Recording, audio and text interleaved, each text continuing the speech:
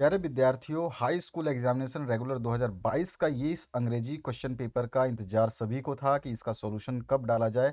और आपसे मैंने कहा था कि आप कमेंट करेंगे, उसके बाद में इसके सॉल्यूशंस को अपलोड किया जाएगा। और वैसे ही वादे के अनुसार इसके सॉल्यूशंस को अपलोड किया जा रहा है जैसा आपने कमेंट किया था। तो यहाँ पर जो पहला पैसेज है इसमें पूछा गया है आपसे, the national highway network of India is measures over 70,934 kilometres as of 2010। ये वाला पैसेज है आपका। इस पैसेज को पढ़ने के बाद में आपके इसके प्रश्नों के उत्तर जो है देने हैं। इसी पैसेज में सारे क्वेश्चंस के आंसर्स हैं।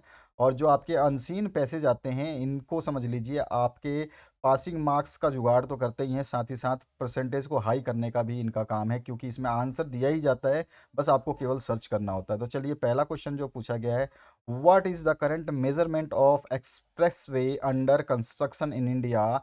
तो इस क्वेश्चन का आंसर जो आप देखोगे, this includes over 2600 kilometres express way under, मतलब करंटली अंडर कंस्ट्रक्शन। तो अंडर कंस्ट्रक्शन की बात हुई है, तो यहाँ पे हमारा 2600 किलोमीटर जो है इसका आंसर हो जाएगा। अगला जो क्वेश्चन है, what is the responsibility of the NHAI। तो इसका रिस्पॉन्सिबिलिटी क्या है। जब इस पैसेज को पढ़ लेते हो तो आपको दिखेगा कि जो नेशनल हाईवे जो है ये क्या करता है। तो ये क्या करता है, ये आपको एक्सपांड एंड अपग्रेड करता है, हाईवेज को डेवलपमेंट का भी काम है इसका। तो यहाँ पर जो है, building, upgrading and maintaining of national highways. इसके बाद में जो सेकंड के बाद में थर्ड क्वेश्चन जो है इसमें पूछा गया है, what is the measurement of two lane national highways of India. तो आपको मेजरमेंट बताना है टू लेन का। तो टू लेन का जो मेजरमेंट है वो इसमें आपको देखने को मिलेगा। तो यहाँ पर जो है टू लेन को आपको ढूंढना पड़ेगा। जस्ट यहाँ पे देखिए, यहाँ पर सीधा सीधा आपको इस हाईवे में 1500 प्लस किलोमीटर 4 और 6 लेन, और रिमेनिंग जो है वो टू लेन है, यहाँ पे दिखाई दे रहा है आपको। तो इस तरह से आपको आंसर्स आराम से ढूंढ लेने हैं। तो 50,000 किलोमीटर जो है इसका आंसर हो जाएगा। अगला जो क्वेश्चन है, इसमें पूछा गया, what percentage of roads in India are national highways. तो 2% केवल रोड्स जो हैं नेशनल हाईवेज हैं इंडिया के अंदर। और ये ध्यान रखना है कि आपके जितने कमेंट होते हैं उसी कमेंट के हिसाब से हमारे सॉल्यूशंस अपलोड किए जाते हैं।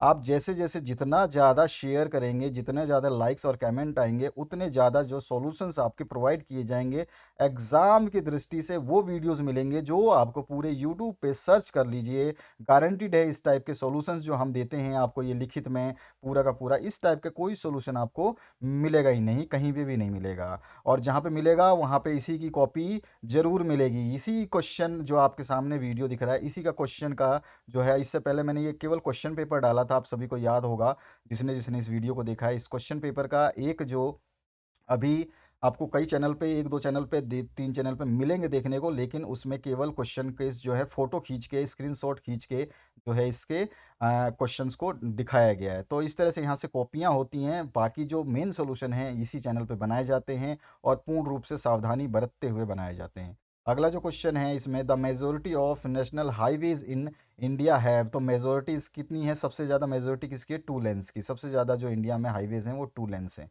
उसके बाद में सेकंड जो पैसेज है, इसमें पूछा गया है कि आपको इस क्वेश्चन के जो पैसेज को पढ़ना है, there are three main groups of oil mineral animals, oils animals, vegetable and minerals. तो ये वाला जो क्वेश्चन का जो पैसेज है इसको पढ़ना है, उसके बाद में आपको आंसर्स देने हैं।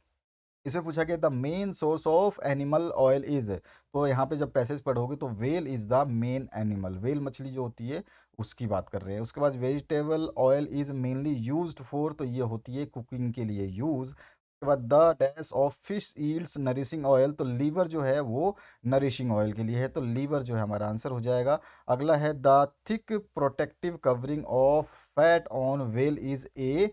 तो उसको हम बोलते हैं ब्लबर। ठीक है, ये पैसेज में आपको जो है मिल जाएगा। आप पैसेज को जब पढ़ते हो तो आपको इनके आंसर्स जो है इसी के अंदर दिए जाते हैं। कृपया पैसेज पढ़ा करें एक बार, और उसके बाद ही जो है आप जो आंसर देना सीख जाएंगे। तो यहाँ पे thick cover of fat called blubber लिखा हुआ है यहाँ पर। तो इस तरह से आपको आंसर्स देने हैं। Right the noun form of word protect. Protect का जो है, ये प्रोटेक्टिव नहीं होता है, यहाँ पे बाई मिस्टेक मेरे से लग गया था। इसका होता है प्रोटेक्शन। क्या होता है, प्रोटेक्शन। तो आपको डी ऑप्शन करेक्ट करना है। मैं आपको बता देता हूँ कि इसको जो है आप हटा लीजिए गलती से, बाई मिस्टेक जो है यहाँ पर मैं इसको हटा रहा हूँ ताकि आपको दिक्कत ना हो। ये आंसर नहीं है इसका। इसका आंसर जो है आपका वो रहेगा प्रोटेक्शन, जो कि आपको यहाँ से देखने को मिलेगा। ये वाला आंसर आप टिक करेंगे, ठीक है। तो ये आपका इसका आंसर होगा। अगले क्वेश्चन की बात करते हैं। तो अगला जो क्वेश्चन है इसमें क्या पूछा गया आपसे उसकी बात करेंगे, ठीक है। तो अगला जो क्वेश्चन पूछा गया इसमें read the passage and note making करनी है, सुटेबल टाइटल देनी है। तो नोट मेकिंग को करने से पहले जब पैसेज को आप पढ़ते हैं तो उसमें से एक कोई हेडिंग लेनी होती है, और उस हेडिंग को लेने के बाद में आपको उसके सब हेडिंग यानी छोटे छोटे टुकड़े, जैसे कि आपका मेन क्वेश्चन होता है, जैसे ये क्वेश्चन नंबर 3 है, अब इसी के नीचे एक क्वेश्चन नंबर 1 2 3 पूछा जाता है, तो इसी तरह एक मेन हेडिंग डालेंगे, उसके नीचे उसके सब हेडिंग लिखेंगे, यानी कि एक बड़ी हेडिंग उसके छोटे छोटे टुकड़े। देखिए समझिए इस बात को। सबसे पहले मैंने टाइटल लिख दिया है ताकि आपको कन्फ्यूजन ना हो, तो वर्क ऑफ हार्ट जो है इसका टाइटल हो जाएगा, दिल के कार्य। उसके बाद मैं नोट्स में जैसे वर्क ऑफ हार्ट क्या है, तो अब हम इसमें से सर्च करेंगे कि हार्ट का जो है मेन काम क्या क्या है, उसको हम जो मेन हेडिंग क्या बनाई हमने, वर्क ऑफ हार्ट। अब इस वर्क ऑफ हार्ट के अंदर जो है हम 2-3 पॉइंट जो भी आपको याद होते हैं, जो आप याद मतलब जो इसमें दिखते हैं उनको डाल देना है। समझ में आया? आपको कोई भी पैसेज हो उसका जब भी आपको इस टाइप का नोट मेकिंग करना है, तो सबसे पहले एक ऐसा हेडलाइन पकड़नी है जिसमें कम से कम 2 से 3 छोटे हेडलाइन बन जाएं, ठीक है। ये ध्यान रखना है, ये नोट मेकिंग का मतलब एक सॉल्व करने का जो तरीका होता है। तो इसमें आपको वर्क ऑफ हार्ट क्या हो जाएगा, can never be interrupted. Work of heart जो है ये कभी भी नेवर इंटरप्ट, यानी कि कभी भी जो है इसको इंटरप्ट नहीं किया जा सकता। अगर इंटरप्ट करेंगे तो ऑब्वियस सी बात है, यू विल डाई और एनीबडी कैन डाई, है ना। हार्ट बंद कर देंगे तो सब कुछ काम खत्म हो जाएगा, फिर तो क्या फ़ायदा, है ना। और सेकंड है keeps oxygen rich blood flowing through the body. और ये क्या करता है कि ये ऑक्सीजन रिच जो आपका ब्लड है उसको पूरे बॉडी में संचारित करता है, प्रवाह करता है। और without a constant supply of oxygen body cells specially brain cells die every soon. अगर वर्क ना करे ये, तो विदाउट इसके कांस्टेंट सप्लाई अगर ये नहीं करे ऑक्सीजन का, तो हमारे स्पेशली जो सेल्स वगैरह हैं वो सारे के सारे डेड हो जाएंगे, यानी कि हमारी मृत्यु हो जाएगी। यहाँ पर दूसरा हम कोई और एक इसमें से देखेंगे और उसको फिर सेलेक्ट करेंगे एक हेडिंग को, उसके बाद में फिर से उस हेडिंग के सब हेडिंग लिख देंगे। ऐसा ज़रूरी नहीं है कि जितने हेडिंग्स मैंने बनाए हैं, जैसे कि मैंने ई एफ तक के हेडिंग बनाए से इतने हेडिंग्स आप बनाओ। आप 4 हेडिंग 3 हेडिंग भी लिख सकते हो, यानी कि आप ए बी और सी भी लिख दोगे केवल, तो भी आपके नंबर पूरे मिल जाएंगे, लेकिन सही लिखना। तो construction of heart a pump with 4 chambers, ठीक है। तो यहाँ पर जो है ये 4 चैम्बर्स के साथ हार्ट जो होता है, एक राइट आर्टरियम होता है, एक लेफ्ट वेंट्रिकल होता है, फिर लेफ्ट आर्टरियम होता है, और उसके बाद लेफ्ट वेंट्रिकल होता है। आपको सभी को पता है आर्टरी और वेंट्रिकल से ही हमारा जो है हार्ट है। आपने साइंस जो पढ़ा हुआ है आपको सभी को अच्छी तरह से पता है। आनंद निलय और आलिंद ऐसे कुछ बोलते हैं हिंदी में। इसके बाद में सी जो पार्ट है इसमें हार्ट डिजीज रिजल्ट फ्रॉम। तो यहाँ पे हार्ट डिजीज़ का हमारे बताया गया है कि कैसे रिजल्ट जो है होता है, यानी कि बीमारी, दिल की बीमारी कैसे होता है। डैमेज मसल से हो सकता है, डैमेज वॉल से हो सकता है, डैमेज पेसमेकर से हो सकता है। तो इस तरह से हम इसके अंदर 2-3 पॉइंट ऐड कर देंगे। ज़्यादा ज़रूरी नहीं है, जितना आपको इच्छा हो उतना ऐड करें। एकदम ऐसा नहीं है कि टू कॉपी मैंने जो लिखा है, मैं तो डिटेल आंसर्स देता हूँ ताकि आप लोगों से अगर एक दो चूक भी हो जाए तो उसमें आपके नंबर ना कटे। अब work of doctor John gibbon, USA का जो डॉक्टर जॉन गिबॉन है इसने भी वर्क किया है, तो इसके हिसाब से जो वर्क है उसको भी हम लिख देंगे। तो यहाँ पे हमारा और आंसर बड़ा हो जाएगा। तो developed the heart lung machine, इसने क्या करा था, डेवलप किया था heart machine. Made open heart surgery possible, और इसी की वजह से ओपन हार्ट सर्जरी जो है पॉसिबल हुई थी, ठीक है। तो लोगों की जो सर्जरी वगैरह हार्ट की होती है तो इसी के जो प्रिंसिपल्स हैं उसी के थ्रू। उसका use of open heart surgery और हार्ट लंग मशीन, तो इसके यूज़ क्या है इसको भी हम लिख सकते हैं। इसी तरह से आपका limitation of heart lung machine. अब ये हार्ट लंग मशीन तो उसने चलो ठीक है हमारे पास डेवलप हो गई, लेकिन इसकी क्या क्या लिमिटेशंस हैं वो हमें बताना है। तो जैसे कि हम can be use for a few hours at a time, मतलब कुछ समय के लिए, कुछ ही घंटों के लिए हम इसको यूज़ कर सकते हैं, ऐसा नहीं कि इसके साथ हम ज़िंदगी बिता लें। और डैमेज द ब्लड सेल्स, और इसमें क्या है कि इसको ज़्यादा यूज़ करोगे तो क्या हो जाएगा, डैमेज हो जाएंगे ब्लड सेल्स। तो इस तरह से हो जाएगा। और उसके बाद में समरी, समरी में क्या करना है। अब भैया समरी की एक कहानी होती है। समरी क्या होता है, जैसे आपने ये पैसेज लिखा है, ये नोट मेकिंग करी है ना, इन सारे नोट्स को मिला करके आप एक स्टोरी बना दो छोटी सी, कि जैसे कि हार्ट क्या करता है, heart is never be interrupted, it's keeps oxygen rich blood flowing through the body without a constant supply of oxygen body cells die very soon। इस तरह से आप लिख सकते हैं। The heart is construct with right आर्टियम left right vertical left आर्टियम और left vertical. इस तरह से आप इन सभी को मिला करके एक पैसेज बना दोगे ना, तो ये पैसेज बन जाएगा। चाहे तो आप इस तरह से, जैसे मैंने ये लिखा है इस तरह से, दो तरीके बताए मैंने, एक में ही आंसर आपका हो जाएगा। अगर आपने नोट्स बना दिए तो समझ लो आपने पैसेज भी लिख दिया। तो नोट्स के ही जो ये लाइंस होते हैं, इन्हीं को मिला करके हम कहानी छोटी सी बना देते हैं, वही हमारा जो है एक समरी होती है। ठीक है,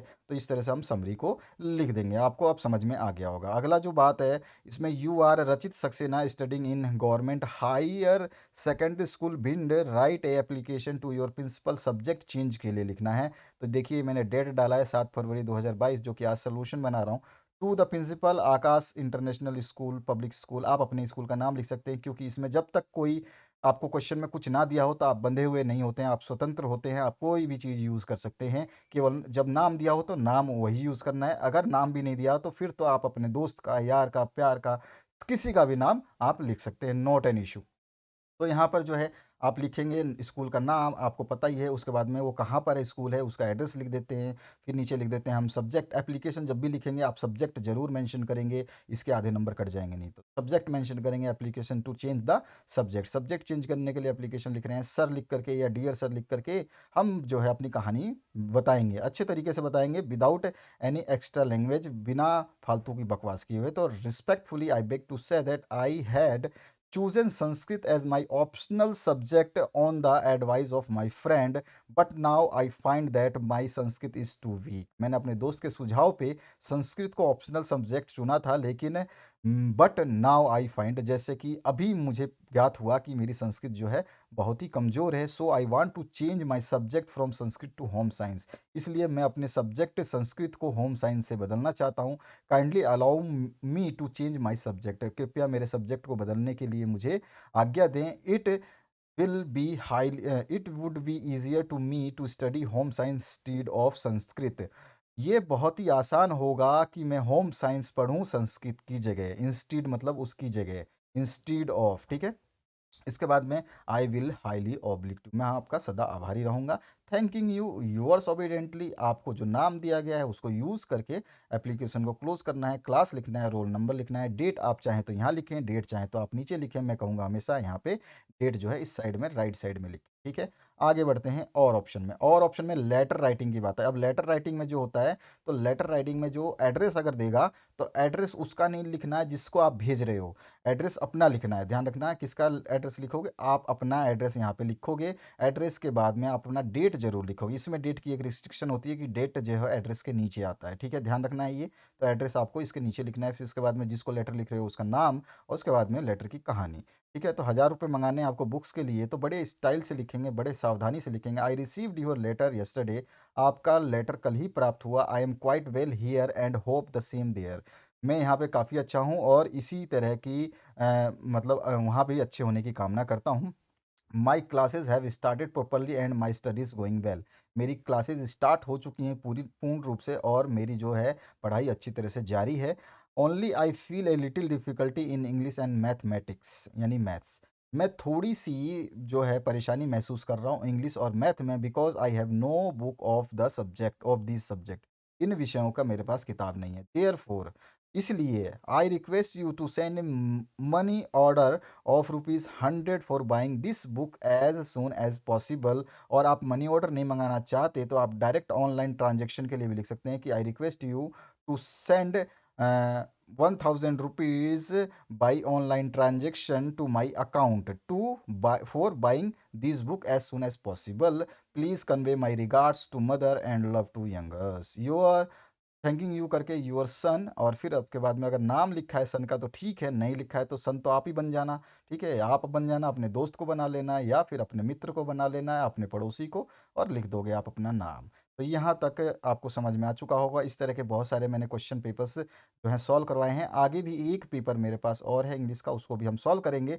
आपके कमेंट के ऊपर डिपेंड करेगा कि आप उसके सॉल्यूशंस कब चाहते हैं। अगर आपके कमेंट नहीं आते तो ये एक दिन पहले मैं इसको सॉल्व करके डालता आपके एग्ज़ाम से, और हो सकता है कि अब जो दूसरा मैं बता रहा हूँ आपको इंग्लिश का जो पेपर डालना है, वो पेपर मैं जब डालूँगा जब आपके कमेंट फिर से वापस आ जाएँगे और आप जिस सब्जेक्ट के लिए बोलेंगे ना, उस सब्जेक्ट का क्वेश्चन पेपर डिज़ाइन पूरा का पूरा जो आपका पैटर्न है और जो मोस्ट इम्पोर्टेंट क्वेश्चन्स है, उनको डाले जाएँगे। आपके कमेंट का इंतज़ार रहेगा, आपके शेयर का इंतज़ार रहेगा। हमें देखिए, हम लोग जब काम करते हैं, कोई चीज़ बनाते हैं, कोई चीज़ समझाते हैं, तो हमें पूरा नॉलेज होता है कि कितने बच्चे क्या उसको शेयर कर रहे हैं, क्या बच्चे कमेंट कर रहे हैं, क्या बच्चे लाइक कर रहे हैं। सब कुछ एवरीथिंग हमारे पास एनालिसिस होती है। यूट्यूब की इतनी अच्छी फैसिलिटी है कि वो हमें सब कुछ बताता है कि हमारे जो चैनल से जुड़े हुए हैं या चैनल पे कोई विजिट करके गया है तो वो कब आया, कब गया, कितनी देर देखा, उसने कमेंट किया नहीं किया, शेयर किया नहीं किया, सब इन्फॉर्मेशन हमारे पास रहती है।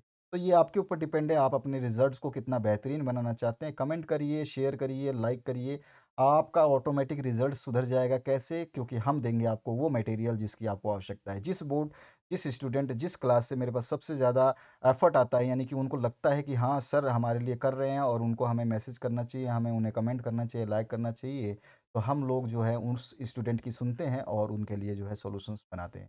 तो आपके ऊपर डिपेंड होता है कि आप कितनी जल्दी कमेंट्स करते हैं। इसके बाद आते हैं हम, write an essay on any of the following topics in about 150 words. तो great leader an Indian festival, pollution, science in everyday life, सब पे जो है आप लिख सकते हैं। तो यहाँ पर जो है हमने पॉल्यूशन के बारे में लिखा है, पॉल्यूशन का इंट्रोडक्शन देना है, फिर कॉज क्या होते हैं पॉल्यूशन के वो बताएंगे हम इसमें। ठीक है, इसके बाद में हम जो है रिजल्ट्स जो है वो बता सकते हैं, फिर लास्ट में कंक्लूजन निकाल करके बता देंगे। इस तरह से हमें जो ऐसे को डिज़ाइन करना होता है। अगर हम साइंस इन एवरीडे लाइफ के ऊपर डिपेंड करें, यानी कि हम इसको करना चाहें, तो science is an angel in peace and devil in war, यानी कि शांति में ये जो है क्या है, एंजल परी है, लेकिन डेविल राक्षस है युद्ध के मैदान में, है ना। तो साइंस का हमने एक स्लोगन डाला, फिर इंट्रोडक्शन डाला, फिर ह्यूमन हैप्पीनेस के लिए इफेक्टिव है नहीं है क्या है वो बताएंगे। हेडिंग्स हमारे बहुत इंपॉर्टेंट होते हैं। उन हेडिंग्स के बाद में डिजीज़ कंट्रोल कर सकते हैं क्या इससे, तो उसके लिए हम लाइन लिखेंगे। फैक्ट्स एंड ट्रेवलिंग में कितना इंपॉर्टेंट है इसका। उसके बाद में इलेक्ट्रिसिटी में हम क्या इंपॉर्टेंस बता सकते हैं इसका। उसके बाद कंक्लूजन क्या निकलेगा इसका। तो इस तरह से हमारा जो है ऐसे एक भी नंबर एग्जामिनर को मौका ही नहीं देना यार, तू आधा नंबर काट के तो दिखा मेरी, बस हमें ना ये हिम्मत होनी चाहिए अपनी, ये गट्स होने चाहिए अपने। भी है एन इंडियन फेस्टिवल। अब इंडियन फेस्टिवल के बारे में लिखना है तो हम तो रोजीना त्यौहार मनाते हैं यार, हर महीने में 4 त्यौहार तो वैसे ही मना देते हैं, ठीक है। तो अभी जनवरी हमारी गई, उसमें भी हमने त्यौहार मना लिया। अब फरवरी आ रही है, इसमें भी अभी त्यौहार 14 तारीख को मनाएंगे, 14 ईयर्स, यानी कि 14 तारीख को है ना, ईयर्स तो ऐसे ही बता दिया मैंने। फिर उसके बाद में हम एक और त्यौहार मना लेंगे। तो इस तरह से हमारे त्योहारों की श्रृंखला है ना, पूरी नहीं होती। जितनी तो त्यौहार हैं साल में, 365 दिन त्यौहार ही त्यौहार है। तो हम जो है त्यौहार को जब सेलिब्रेट करते हैं तो उसके बारे में थोड़ा सा इंट्रोडक्शन जो है हम अपनी इंडिया के बारे में या उस फेस्टिवल के बारे में देंगे। उसके बाद में किस लिए मनाते हैं वो त्यौहार, ये इंट्रोडक्शन हो गया। या फिर हम कैसे मनाते हैं ये भी सब लिखेंगे। तो यहाँ पे प्रिपरेशंस क्या करते हैं उस त्यौहार के लिए ये लिखेंगे। देखिए इंडियन फेस्टिवल के लिखने के सबसे आसान है ये, क्योंकि आप लोग इसको इंजॉय करते हैं, सेलिब्रेट करते हैं। आपको वही चीज़ लिखनी है जो आपको इंजॉय और सेलिब्रेशन जो आप करते हैं। फिर प्रिपरेशंस क्या करते हैं आप वो बता देंगे। हाउ इट इज़ सेलिब्रेटेड, यानी किसको इसको कैसे मनाते हैं किसी इस त्यौहार को। चाहे मैंने जैसे यहाँ दिवाली का बताया, तो आप किसी का भी, होली का ले सकते हैं, रक्षाबंधन का ले सकते हैं, आप क्रिसमस का ले सकते हैं, ईद का ले सकते हैं, किसी का भी लिख सकते हैं। और वर्शिप ऑफ, किसकी हम इसमें पूजा प्रार्थना करते हैं, या जो भी हम जिसको मानते हैं, अल्लाह को, भगवान को, गॉड को, ईश्वर को, ईसा मसीह को, जिसको भी मानते हैं हम उसके बारे में लिख देंगे। ऐसा नहीं है, हर सभी जाति धर्म के इंसान हमारे भारतवर्ष में रहते हैं, तो जो चाहें वैसा लिख सकते हैं। ऐसा नहीं कि मैंने दिवाली बता दिया तो आप दिवाली को ही लिखने लग जाओ, चेपने लग जाओ, ऐसा नहीं है ज़रूरी। आपको अगर अच्छा नहीं लगता तो you can change the festival as Holi, Diwali और एट्सेट्रा। फिर इम्पोर्टेंस क्या है, क्या महत्व है इन त्योहारों का, ये बता सकते हैं। और सभी पीपल्स के लिए क्या है ये चीज़ें और इसमें कैसे सेलिब्रेट करते हैं, कुछ एक जो चीज़ें एक दो लाइन में बताना चाहें तो ठीक है, नहीं बताना चाहे तो इस लाइन को हटा सकते हैं, पैराग्राफ को हटा सकते हैं। लास्ट में कंक्लूजन जो है हम दे देंगे, कंक्लूजन जो है हमारा रह जाएगा। तो इस तरह से हमारा जो है सॉल्यूशन कंप्लीट हो जाएगा। समझ में आ गया होगा आपको। Right an article a paragraph, देखिए ऐसे और पैराग्राफ में थोड़ा सा अंतर होता है। पैराग्राफ क्या होता है, एक ही पूरा का पूरा विदाउट टॉपिक के, मतलब हम उसके हेडिंग्स नहीं देते। जैसे ये हेडिंग्स दिए हैं ना हमने, तो ये हेडिंग्स की ज़रूरत नहीं पड़ती। कहीं कहीं किसी किसी पैसेज पैराग्राफ में हेडिंग की ज़रूरत पड़ती है, क्योंकि उस पैराग्राफ की डिमांड ही हेडिंग होती है। ठीक है, वो देखेंगे हम, मैं आगे दिखाऊँगा आपको। एन आर्टिकल लिखना है, पैराग्राफ लिखना है, आर्टिकल पैराग्राफ वही होता है जो एक पूरा का पूरा पैराग्राफ, हाँ, पैराग्राफ चेंज कर सकते हैं लेकिन उसमें हेडिंग सब हेडिंग की ज़रूरत नहीं पड़ेगी। तो यहाँ पे जैसे इंपॉर्टेंस ऑफ इंग्लिश है, ऑनलाइन एजुकेशन है, स्वच्छ भारत मिशन है, कोविड-19 है, इस तरह के ये सारे हैं। तो इसमें इंपॉर्टेंस ऑफ इंग्लिश के बारे में ऑब्वियस सी बात है, आप जानते हैं इंग्लिश का पेपर है और इंग्लिश जो है हर जगह पे हर मतलब जगह पे बोली जाती है, इसलिए हम इंग्लिश के बारे में लिखना ज़रूरी है और समझना भी ज़रूरी है। तो इंग्लिश को हम इस तरह से समझाएँगे, पूरा का पूरा चीज़ एक-एक वाक्य को मैंने बहुत तरीके से, बहुत भली-भाँति और ईज़ी लैंग्वेज में समझाने की कोशिश की है। आप जब पढ़ेंगे तो आपको मज़ा आ जाएगा। तो इनको पढ़ लीजिए, मेरे को अगर मैं पढ़ूँगा तो मुझे ही फ़ायदा होगा, आपको क्या फ़ायदा होगा? पढ़ने वाले बच्चे जो होते हैं पॉज़ करते हैं और पढ़ लेते हैं। पढ़ने के बाद उनको समझ में आ जाता है, फिर कहते हैं, "हाँ जी सर, मज़ा आ गया, अब तो मैं ये भी पैसेज अगर आता है तो मैं लिख दूँगा।" तो इस तरह से हम जो है इस इंग्लिश के महत्व को समझाएँगे, क्यों ये महत्वपूर्ण है, ये पैराग्राफ हम बना कर के पूरा का पूरा समझा देंगे। तो इस तरह से, क्योंकि इंटरनेट अगर हम यूज़ करते हैं, मोबाइल यूज़ करते हैं, सब कुछ तो लैंग्वेज इंग्लिश में ही है। आपके मैक्सिमम चीज़ें, everything you will find on this earth is actually related with English, ठीक है ना? उसको हिंदी में जब हम जाते हैं तो हिंदी के वर्ड भी हमारे को चुभते हैं, जबकि इंग्लिश के वर्ड्स आसान लगते हैं। ठीक है, तो इस तरह से हमारा जो है इंग्लिश का पैराग्राफ लिख सकते हैं। इसको छोटा-बड़ा आप कर सकते हैं, ज़रूरी नहीं है इतना बड़ा करना है, लेकिन इसमें वर्ड लिमिट जो दी जाती है वो लगभग 150 वर्ड दी जाती है, तो उसके हिसाब से आपको तैयार करना होगा। जितना मैक्सिमम पढ़ेंगे उतना मैक्सिमम आप लिख पाएँगे। उसके बाद में जो है देखिए, एस्से और पैराग्राफ राइटिंग में वर्ड लिमिट बहुत महत्वपूर्ण रखती है। यानी कि जितने वर्ड्स बोले गए हैं लगभग उतने या उससे 2-4 ज़्यादा या उससे 2-4 कम हो सकते हैं, लेकिन बिल्कुल कम या बिल्कुल ज़्यादा नहीं होने चाहिए। ऑनलाइन एजुकेशन के ऊपर भी लिख सकते हैं। जैसे ऑनलाइन एजुकेशन के ऊपर ये हम लिख सकते हैं, देखिए इंग्लिश का मैंने पैसेज बड़ा लिखा है, लेकिन इसका मतलब ये नहीं कि आपको सारा जो है पैराग्राफ याद करना है। आपको एक पैराग्राफ याद कर लीजिए, नीचे के 1-2 पैराग्राफ याद कर लीजिए, आपका आंसर जो है कंप्लीट हो जाएगा। ऑनलाइन एजुकेशन आप जानते हैं, अभी तो स्कूलों की ऐसी स्थिति बनी हुई है कि सब कुछ आप ऑनलाइन पढ़ रहे हैं, तो अभी भी आप ऑनलाइन ही देख रहे हैं इस चीज़ को। तो इस तरह से ऑनलाइन एजुकेशन के बारे में हम समझा देंगे हर चीज़ जो है। एक तो हमारे कोविड-19 ने हमें ऑनलाइन एजुकेशन के बारे में बहुत प्रेरित किया है, समझाया है और आने वाले समय में हमारी ऑनलाइन एजुकेशन है, जो ऑफ़लाइन एजुकेशन से बेहतर होने वाली है, क्योंकि स्कूलों में जो टीचर्स हैं, वो अपनी रिस्पॉन्सिबिलिटी समझते नहीं हैं, वो बच्चों को अच्छी तरह से गाइड नहीं करते, अच्छे से पढ़ाते नहीं हैं। ये क काफ़ी चीज़ें मैंने महसूस की है। कई स्कूलों में विज़िट किया है, मैंने देखा भी है, कई बच्चों से बात भी होती है, तो वो भी ऐसा ही कहते हैं कि सर स्कूल में जो है काफ़ी जो है दिक्कत आती है। टीचर्स जो है हमारी जो है हेल्प प्रॉपर तरीके से नहीं करते हैं, वो केवल जो है अपने चैप्टर्स को कंप्लीट कराने में या फिर जो भी है उसको कंप्लीट कराने में लगे रहते हैं, अपनी एक ड्यूटी करते हैं बट रिस्पॉन्सिबिलिटी नहीं निभाते। ड्यूटी और रिस्पॉन्सिबिलिटी में अंतर है, एक दायित्व है और एक आपका जो है कर्तव्य है। तो दायित्व और कर्तव्य दोनों ही थोड़े से होने के लिए तो सिमिलर है हिंदी में बोलो तो, लेकिन इंग्लिश में थोड़े-थोड़े डिफरेंस हो। इसके बाद में हम इसके एडवांटेजेस क्या-क्या हैं वो बता देंगे। तो एडवांटेजेस हमारे ऑनलाइन एजुकेशंस के क्या हैं, इनको लिखने के बाद में हमारा जो है और इसके डिसएडवांटेजेस भी बताना चाहें तो हम बता सकते हैं। तो इस तरह से हमारा जो ऑनलाइन एजुकेशन का जो चैप्टर है ना वो क्लोज़ हो जाए। तो ये हमारा सॉल्यूशन हुआ ऑनलाइन एजुकेशन। इसके बाद में हमारा जो छठा क्वेश्चन है, इसका और भी आप लिख सकते हैं चाहे तो। इसमें और भी दिए थे आपको, ऑनलाइन एजुकेशन बता दिया, इम्पोर्टेंट स्वच्छ भारत मिशन और कोविड-19 इनके ऊपर तो मैं करवा चुका हूँ आपको। आपने अगर मॉडल पेपर्स देखे हैं और प्री बोर्ड एग्ज़ाम पेपर्स देखिए, मैं तो आपको 2 चीज़ ही बोलूँगा, बहुत ध्यान से सुन लेना कि आप जो है एक तो मॉडल पेपर्स को पूरी तरीके से प्रिपेयर करिए। ये सॉल्यूशन जो आपको मिल रहा है इसको प्रिपेयर करिए बढ़िया तरीके से। इसके बाद में आपको प्री बोर्ड एग्ज़ाम का पेपर भी मिलेगा। इससे पहले जो वीडियो मैंने इस क्वेश्चन पेपर का बनाया था उसमें पेपर भी दिखाया था, सॉल्यूशन भी दिखाया था। तो उन सभी पेपर्स को डिस्क्रिप्शन में सब कुछ अवेलेबल है, डिस्क्रिप्शन बॉक्स देखिए। हमेशा डिस्क्रिप्शन बॉक्स में अपनी प्लेलिस्ट को देखिए ज़रूर। अब आगे बढ़ते हैं, हमारा जो ऑनलाइन एजुकेशन तो हमने देख लिया, अब इसमें जो है डिसएडवांटेज, एडवांटेजेस हम लिख देंगे, तो ये हमारा सॉल्यूशन कंप्लीट हो जाएगा। अब आता है आपका ये विजुअल एड्स के, तो ये विजुअल ऐड है, इसके ऊपर फिट एंड हेल्दी के ऊपर जो है आपको एक पैराग्राफ राइट करना है, ठीक है, इस पिक्चर के ऊपर। और इस पैराग्राफ को अलग से मैंने जो इंपॉर्टेंट पैराग्राफ थे सभी के ऊपर मैंने अलग से वीडियो बना दिए हैं, आप चाहें तो उनको भी देख सकते हैं वीडियो के डिस्क्रिप्शन बॉक्स में। बार बार हर बार कहता हूँ, क्लास की प्लेलिस्ट देखो, क्लास की प्लेलिस्ट देखो, क्लास की प्लेलिस्ट में वो चीज़ है जो आपको 90 प्लस 95 98 96 इस तरह का स्कोर करा सकती है। बाकी आपकी मर्जी, आप करो चाहे मत करो, देखो चाहे मत करो, वो इम्पैक्ट मेरे ऊपर नहीं आएगा, वो इम्पैक्ट आपके ऊपर रहेगा। तो जो बच्चे पढ़ रहे हैं वो तो पढ़ ही रहे हैं और जो नहीं पढ़ रहे हैं तो वो नहीं पढ़ रहे हैं, कोई बात नहीं, चलेगा, काम तो क्या फ़र्क पड़ता है ना? तो यहाँ पर देखिए, ऑन द बेसिस ऑफ हम पिक्चर इसको डिज़ाइन करेंगे, हेल्दी लाइफ। तो हेल्थ इज़ वेल्थ हम लिख सकते हैं इसकी हेडिंग। जिस हिसाब से ये पिक्चर दिया गया है, इसमें एक्सरसाइज है, ड्रिंक है, ईट है, रिड्यूस स्ट्रेस है, तो हेल्थ इज़ वेल्थ। और फिट एंड हेल्दी जो है हम बोल सकते हैं, ठीक है। तो यहाँ पे इसके बाद में हम हेल्थ हेल्थ इज़ वेल्थ के बारे में हम बताएंगे, हेल्दी लाइफ क्या होती है, गुड न्यूट्रिशन, इसको पूरे पैसेज को मैंने समझाया था अलग से, केवल इसी के ऊपर एक वीडियो बनाया था। तो इसमें पूरे की पूरी यही चीज़ मैंने लिखी थी और यही चीज़ मैंने उसमें समझाया। इसमें आपको ये चारों पॉइंट इंक्लूड करने हैं, ईट का और एक्सरसाइज का, ड्रिंक का और रिड्यूस स्ट्रेस का। तो ईटिंग हम कर देंगे इसमें, और एक्सरसाइजिंग कर देंगे, रिड्यूसिंग स्ट्रेस कर देंगे, ड्रिंकिंग मोर वाटर्स। चाहे आप पैराग्राफ में ईटिंग पहले लिख दें, एक्सरसाइज बाद में लिख दें, कोई भी ऊपर नीचे कर सकते हो, ऐसा कोई सीक्वेंस नहीं है कि मेरे को ये ड्रिंकिंग मोर वाटर नीचे ही आएगा, ड्रिंकिंग मोर वाटर ऊपर भी जा सकता है, सबसे पहले ड्रिंकिंग मोर वाटर भी लिख सकते हो। तो ऐसा कोई इशू नहीं है, ठीक है।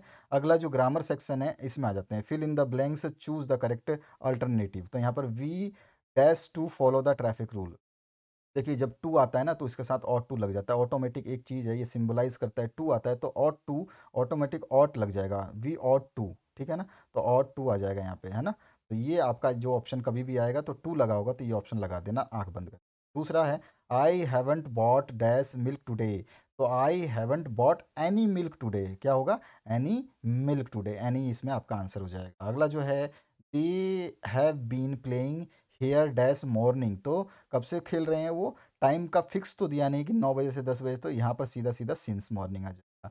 उसके बाद में dash you hard work hard you will pass. तो यहाँ पे सीधा सीधा है इफ़ यू, अगर आप मेहनत करोगे तो आप पास हो जाओगे। तो वही बात मैं भी आपसे बोल रहा हूँ, अगर आप मेहनत करते हो, सारे वीडियोस को कंटिन्यूसली समझ रहे हो, देख रहे हो, और जितना प्लेलिस्ट में मैंने कराया है अगर उनको देख लिया तो 95, 96, 98 इस तरह का स्कोर जो है आप कर सकते हैं, 100 भी जा सकते हैं। वो तो आपके ऊपर डिपेंड है आप कौन सी मिस्टेक करके आ रहे हैं। बाकी तो मैंने आपके लिए 100% मटेरियल जो है डाल दिया है। उसके बाद में I heard some kids dash for help. तो आई हियर्ड सम किड्स, दोनों ऑप्शन सही हैं, इसमें ऐसा नहीं है कि आपको एक ऑप्शन। मैं जो है आपको बताऊंगा, I heard some kids shouted for help, ये बोलने में अच्छा लग रहा है इसलिए मैं लिखा है, अदरवाइज आप साउट भी लिखोगे तो भी ये ऑप्शन बिल्कुल करेक्ट है। यानी कि दोनों ही इसमें जो आपको दिए गए हैं आंसर में, ये दोनों ही सही हैं, लेकिन मैंने जो लगाया है वो साउटेड लगाया है, आप भी साउटेड लगा सकते हो। साउट भी इसका राइट आंसर है। एग्जामिनर के पता नहीं मन में क्या है कि वो किसको सही मान ले, लेकिन ये दोनों ही सही हैं। ग्रामेटिकली टेंसेस के हिसाब से बिल्कुल दोनों ही वर्ड सूट करेंगे। उसके बाद में नेक्स्ट जो क्वेश्चन है, we dash wear mask in crowded place. तो आपको पता ही है वी हैव टू, यानी कि we should wear mask in crowded place, हमें पहनना चाहिए, यूज टू नहीं, हमें पहनना चाहिए।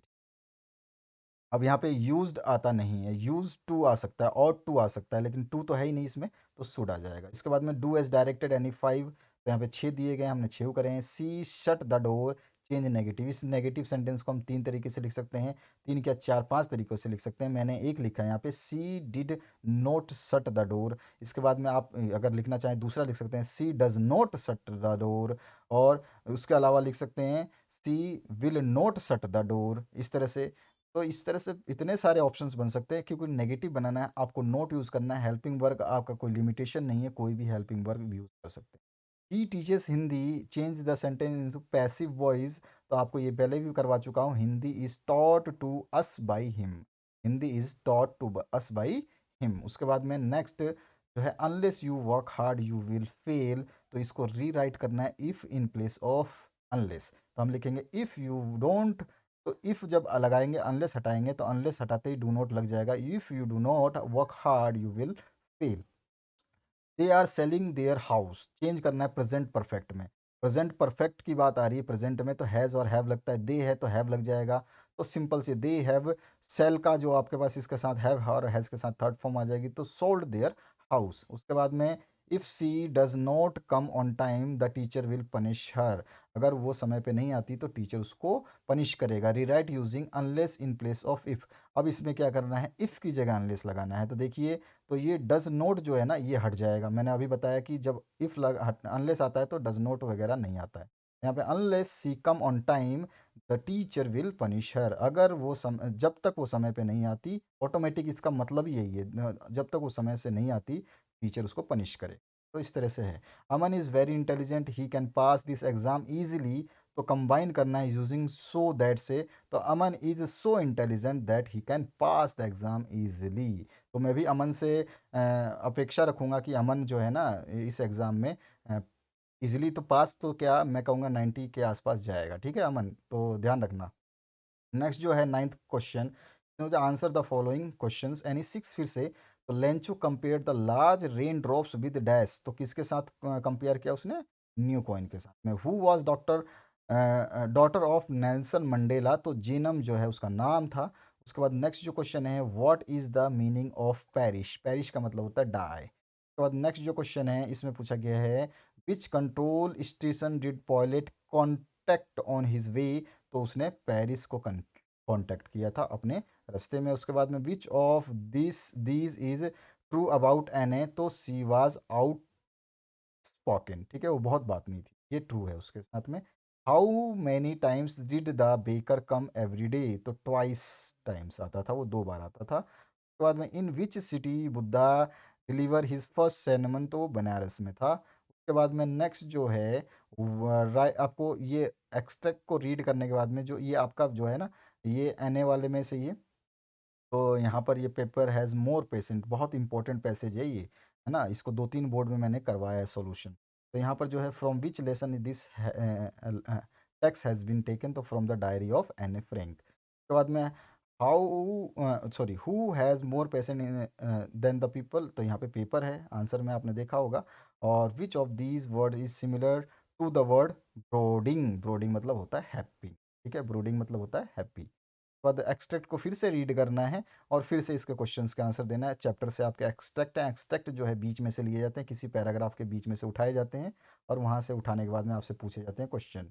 Who is I referred to in the above lines, तो वॉल्ट वाइटमैन के लिए आई रेफर किया गया है। What is the meaning of placid, placid का मतलब पीसफुल। उसके बाद में नेक्स्ट जो है, from which poem have the above line been taken, तो एनिमल्स जो पोएम है आपका उससे लिया गया है। Answer the following questions 30 word में। What were Lencho's feeling when the hell stopped, तो लेंचो का जो सॉल था, आत्मा थी, वो सैडनेस से भर गई थी। हेल स्टॉर्म ने जो है उसके पूरे मक्के के खेत को ना बुरी तरह प्रभावित किया था, ठीक है। और उसने जो देखा पूरे खेत में कि उसके पास क्योंकि मतलब कुछ ना कुछ जो है, हेलस्टॉर्म रुकने के बाद में कुछ ना कुछ मिल जाए देखने को, मतलब खाने के लिए बचेगा, तो ऐसा कुछ भी नहीं था। वो मतलब पूरा का पूरा जो है, उस पूरे साल में जो उसने मेहनत करी थी वो सारा बर्बाद हो गया। और वो जो है अब मतलब इतना पैनिक था कि उसके पास खाने के लिए कुछ नहीं, ठीक है ना। इस तरह से हमारा आंसर हो जाएगा। What twin obligation does Mandela mention, बहुत इंपॉर्टेंट क्वेश्चन है। Mandela mention every man has twin obligation, the first is to his family, parents, wife and children. तो एक ऑब्लिगेशन तो उसके परिवार है और दूसरा है obligation to his people and community and country, ठीक है। उसके बाद नेक्स्ट जो क्वेश्चन है, why was young seagull afraid to fly, तो क्यों डरता था? कि बिकॉज वो उसकी पहली उड़ान थी और वो जो है गिरने से, चोट लगने से, इन सब चीज़ों से डरता था। और वो भी ये भी सोचता था कि कहीं उसके पंख ने उनका साथ ना दिया तो क्या होगा। तो इस तरह से हम इसका आंसर लिख देंगे। उसके बाद में what tells you the N A loved her grandmother, तो क्या बताता है कि वो अपनी बड़ी माता यानी कि दादी से प्यार करती थी। तो एन ए जो है अपने लव को, ग्रैंड मदर को दिखाती है उसके बर्थडे पर, उसके बारे में सोचना, उसके बारे में बोलना, उसके बारे में बताना, ये सब कुछ उसमें शो होता है। उन्हीं लाइन्स को हम प्यार से इसमें लिख देंगे, 2-4 वर्ड्स बना करके। और उसके बर्थडे पर जो 1942 में उसका जो बर्थडे था, तो वो candle for her grandmother along with the rest, है ना, और shows her affection to the grandmother. तो इस तरह से ये हम आंसर लिख दें। उसके बाद में नेक्स्ट जो है, how does Maddie feel after listening the to the note from Wanda's father, तो वो भी है, Maddie feel sorry and ashamed of her behaviour after listening the note from Wanda's father. वो बहुत ही मतलब उसको थोड़ी सी शर्मिंदगी हुई और उसको पश्चाताप हुआ, ठीक है ना। इस तरह से हम इसका आंसर को बढ़िया तरीके से लिख देंगे, ताकि जो एग्जामिनर है ना, वो एक भी नंबर क्या आधे नंबर भी ना काट पाए, ठीक है। तो ये पूरा का पूरा सॉल्यूशन, जो जितना भी सॉल्यूशन दिया गया है, परफेक्ट तरीके से शॉर्ट लैंग्वेज में और अच्छे तरीके से समझाने की।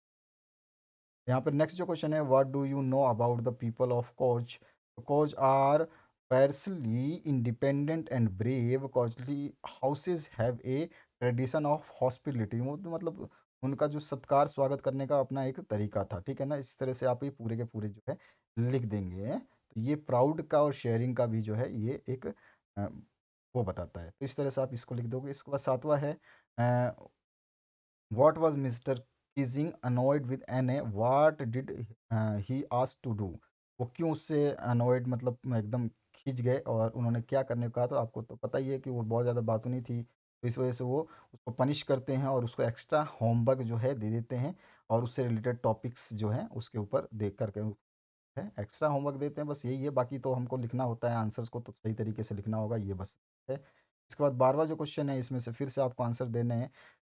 तो what does fire and stand and what does fire stand for in the poem and fire and ice, तो इसमें आपको बताना है, तो दोनों को बता दो ना, फायर और आपका आइस। तो according to the poem fire and ice, जो फायर स्टैंड्स फॉर ग्रिड और अवेरिस और क्रूरटी, लस्ट, कॉन्फ्लिक्ट, फ्यूरी और इंटॉलरेंस, और fire basically means anything with the untamed, desired, wild passion और फ्यूरियस। इस तरह से हम इसका आंसर लिख देंगे तो हमारा जो है कंप्लीट हो जाएगा। What does the poet Sandberg think the fog is like, तो आपको पता ही है इसमें क्या सोचता है कि वो जो फोग है वो दिल्ली बिल्ली की तरह धीरे धीरे चुपके से आती है, उसके ऊपर बैठ जाती है और अचानक से गायब हो जाती है। इस तरह से हम बता सकते हैं। How does Frost present nature in the poem dust of snow, में उसने किस तरह से नेचर को जो है क्वाइट अनकन्वेंशनल मैनर में जो है प्रेजेंट किया। फ्रोस्ट ने जो है सिंबलाइज किया फीलिंग्स ऑफ सैडनेस, रिग्रेट को। उसने अपना जो है हेमलॉक ट्री को जो है यूज़ किया इसके अंदर, ठीक है, और एक काऊ का और हेमलॉक ट्री का रिप्रेजेंट सौरो जो है उसको भी बताया है। तो इस तरह से हम इसके आंसर्स को लिखेंगे। इसके बाद में what why was doctor Harriet worried about टिकी, तो टिकी के लिए वो परेशान क्यों था, कि वो उसका वो बहुत भद्दा हो गया था, मोटा हो गया, है ना। देखिए वो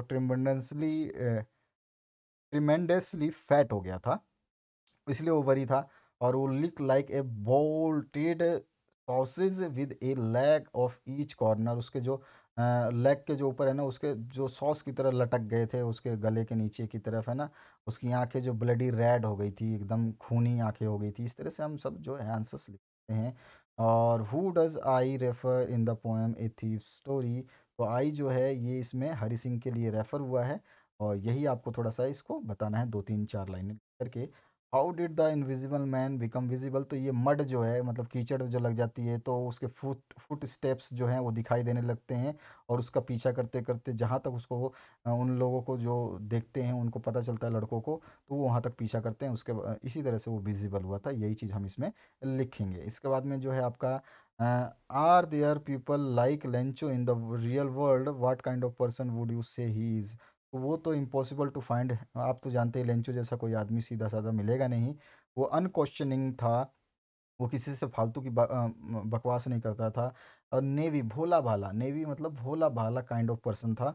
और he is not stupid if, मतलब उसको हम मूर्ख नहीं मान सकते, लेकिन मतलब हम ये बोलें कि कैसे उसको जो उसको मनी किसने भेजा उसको नहीं पता था, और लेटर जो गॉड को भेज रहा था विदाउट एड्रेस वो भेज रहा था।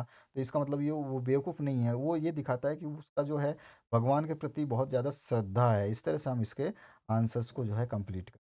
इस तरह से आपका नेक्स्ट जो है, how did Mandela understanding of freedom change with the age of experience, तो यहाँ पे आपको बताना है एक्सपीरियंस के हिसाब से मंडेला जो है उसका एक्सपीरियंस जो एज के साथ एक्सपीरियंस कैसे, जो वो पहले जब बचपन में था तो छोटे अपने जो अ, इच्छाएं थी उन्हीं को वो समझता था, लेकिन जैसे जैसे एज बड़ा हुआ, आदमी बड़ा हुआ, तो उस समय फैमिली से दूर होने लग गया, चाइल्डहुड की उसको गलतियां महसूस होने लगी। इस तरह से हम जो सारे सॉल्यूशंस को लिख करके समझा देंगे पूरा का पूरा वाइड तरीके से, क्योंकि ये क्वेश्चंस थोड़े से अलग टाइप के हैं, इनको थोड़ा सा समझाना ज़रूरी है। थ्री वो ठीक है। इसके बाद में आप जो नेक्स्ट क्वेश्चन है, Kisa Gotami understood this is only the second time in what way the Buddha change her understanding, तो एक्चुअली जो गौतमी थी वो तो चाहती थी अपने पुत्र को मतलब बचाना, लेकिन बुद्धा ने क्या है उसको ज्ञान दिया कि आप एक काम करो, दो मुट्ठी सरसों लाओ उस घर से जहाँ पर कभी भी मृत्यु नहीं हुई। ये असत्य है, मतलब मृत्यु जो है ये सत्य है, इसको झुटलाया नहीं जा सकता, और कोई भी जो मरा हुआ आदमी उसको वापस लाया नहीं जा सकता। इस प्रकार की बातों को बुद्धा ने जो है गौतमी को बताया, और उसको जो है माइंड को जो है साफ किया, उसके अंडरस्टैंडिंग को क्लियर किया। तो यही चीज़ हमने इसमें लिखी है। उसके बाद में जो है आपको central idea of A tiger in the zoo, और उसके बाद में tokens that poet says many dropped long ago, ये आपको टोकन्स बताने हैं। तो यहाँ पे सेंट्रल आइडिया तो आपको पता ही है कि जो टाइगर को एक बंद पिंजरे में रखना सही नहीं है, एक जानवर को अपने खुले हुए आज़ादी पसंद होती है। इस तरह की जो सेंट्रल आइडिया जो है इसमें हमने डाली है। इसको पढ़ोगे तो आपको पूरा समझ में आ जाएगा, एक-एक वर्ड समझ में आएगा। और टोकन की बात रही, तो इसमें जो है टोकन्स की बात में इसमें यही बोल रहा है कि जो पोएट था वो उसने सारा का सारा इसमें समझाया कि इसमें as the god near civilization the chosen है behind the virtue of kindness sincerity अनयूजनेस जॉय सेक्रिफिकेशन रिस्पॉन्स मतलब जो है कि इसमें ये टोकन का मतलब ये बोल रहा है कि हम लोग ने जो है अपनी काइंडनेस दयालुता ये सब चीज़ें जो खो दी हैं, लेकिन जानवरों में अभी तक वो चीज़ें समय के साथ कायम होती रही हैं और इंसान ने वो सब चीज़ें खो दी हैं। वही चीज़ जो है पूरी इसमें उस टोकन के रूप में बताई गई है। वही चीज़ इसको हम लिखेंगे तरीके से। इसके बाद में holy teachers play important role changing and course of और उसके बाद में Hari Singh reactions to prospect of getting education do the change over the time what makes him return to Anil, ये वाला आपको आंसर देना है। तो भोली का टीचर जो थी वो तो वाकई उसने काफ़ी जो है उसको एनकरेज किया था टाइम टू टाइम, उसको उससे काफ़ी ज़्यादा प्रभावित हुई थी, उसको कॉन्फिडेंट बनाया था, रीडिंग राइटिंग स्किल सिखाई थी उसको, मतलब ये चीज़ें हम जो है इसमें लिख देंगे। इसी तरह हरी का रिएक्शन जो था, हम नहीं कह सकते कि मतलब पूरे चैप्टर को अगर हम पढ़ते हैं तो ऐसा नहीं है कि कहीं ऐसा लिखा हो कि हाँ वो एजुकेशन के लिए इतना मतलब वो था, लॉट ऑफ उसको चाहिए था, ऐसा कुछ भी नहीं है। लेकिन हम इस पैसेज को जो है डिज़ाइन करेंगे तरीके से। तो Hari Singh reactions on the prospect of receiving an education change over time. He wanted to learn to write so that he could become proficient in tricking people and make a lot more that what he was able to with it pretty uh, thievery। तो वो इसलिए educated होना चाहता था कि वो थोड़ा सा और चतुर बनना चाहता था, थोड़ा और समझना चाहता था, और चीज़ें जो जानना चाहता था कि वो अपने काम को बेहतरीन तरीके से कर सके। इस तरह से इस चीज़ें को हम जो है लिखेंगे। तो ये हमारा जो सॉल्यूशन है इस तरह से कंप्लीट होता है। तो मैं समझूंगा कि इस पेपर को आपने अब तक पढ़ लिया होगा, डिज़ाइन कर लिया अपने आप को। और अगले वीडियो में एक और पेपर जो है आपके लिए पेश कर दिया जाएगा विद इंग्लिश सॉल्यूशन।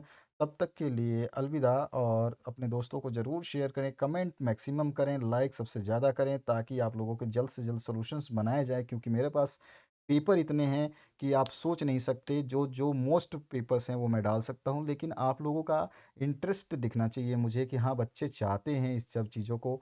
तो मैं आपको ज़रूर उन सब चीज़ों को जो है सॉल्व करवाऊँगा और दे दूँगा एग्ज़ाम से पहले। अगर एग्ज़ाम से जस्ट पहले चाहते हैं तब तो वो समय आपके पास इतना भयंकर हो जाएगा कि आप पढ़ें या ना पढ़ें, क्या करें, नहीं करें, ये सिचुएशन पैदा नहीं करनी। अभी समय आपके पास में मैक्सिमम शेयर करिए। मैक्सिमम शेयर का मतलब हर व्हाट्सएप, टेलीग्राम, इंस्टाग्राम, फ़ेसबुक जिस भी आप माध्यम से चैनल को शेयर कर सकते हैं, उस माध्यम से शेयर करें ताकि लोग हमें जो कमेंट करें आपके थ्रू, आपके लिए, ताकि हमारे को ये एक आइडिया मिले कि आपके लिए पूरे सॉल्यूशंस फटाफट निचोड़ के बना देने हैं भैया, टाइम नहीं है इतना। और मैक्सिमम सॉल्यूशंस मैं बना चुका हूँ, लेकिन एंड टाइम वाले सॉल्यूशंस जो हैं अभी आपके बचे हुए हैं। अगर आप चाहते हैं कि yes sir please make that, तो आप जल्द से जल्द कमेंट करिए, शेयर करिए, लाइक करिए, सब्सक्राइब करके रखिए। कब आपका सॉल्यूशन मैं दे दूँ आपको फिर पता ना चल पाए। तो बने रहिए इस चैनल के साथ में, शेयर करना बिल्कुल भी ना भूलें। Thank you very much, have a good day.